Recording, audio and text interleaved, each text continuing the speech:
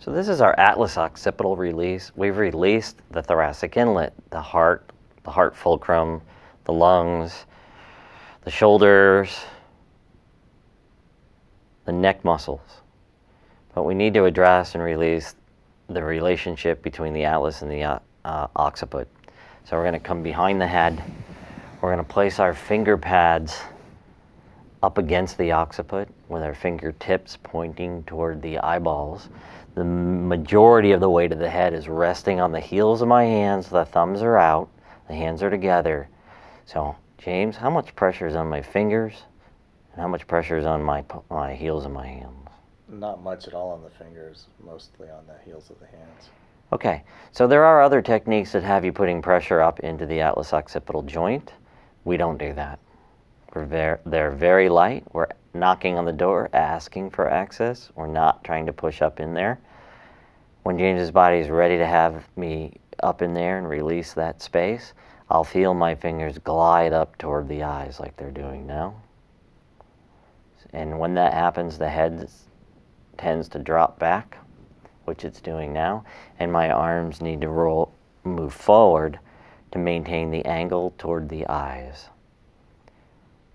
So we are releasing the suboccipital musculature and fascia, opening the space between the atlas and the occiput. So that released and let me in. While I'm here in this position, my pinkies are on the occiput, and they can be used to give the occiput a slight superior traction toward you, me, the therapist. So part 2, we're going to do a gapping technique to create more space or decompress the occiput away from the atlas. And here it comes. As the occiput comes toward me, the atlas tries to come too. They're a little stuck together. So I am stabilizing the atlas with my fingers, not letting it move. And we come to a barrier or stopping place. We hold there and wait for release. Expansion or more space between the bones, which is starting to occur, starting to settle.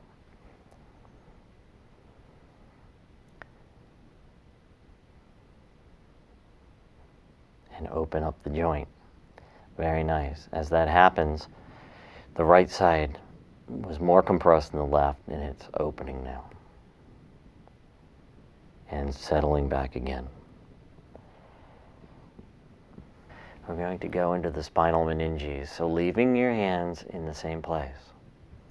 We're going to change our intention, we're going to return to neutral or stillness, and then we're going to use the occiput as a handle to put a superior traction into the meninges, the dura mater, the arachnoid layer, and the pia mater.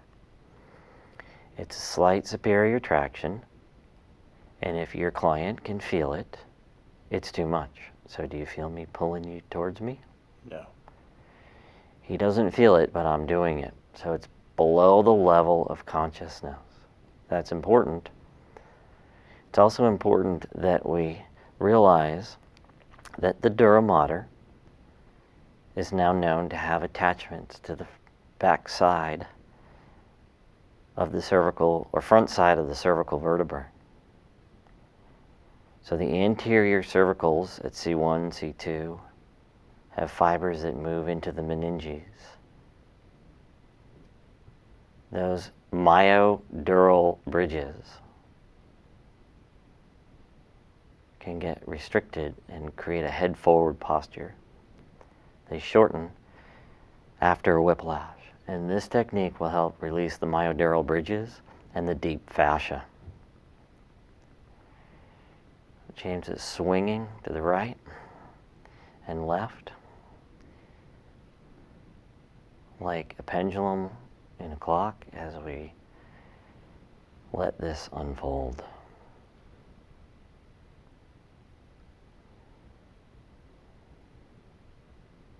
And there's a release. We get an even wider occiput, the foramen magnum opening, and slight lift, decompression or expansion as the head moves toward me, superior.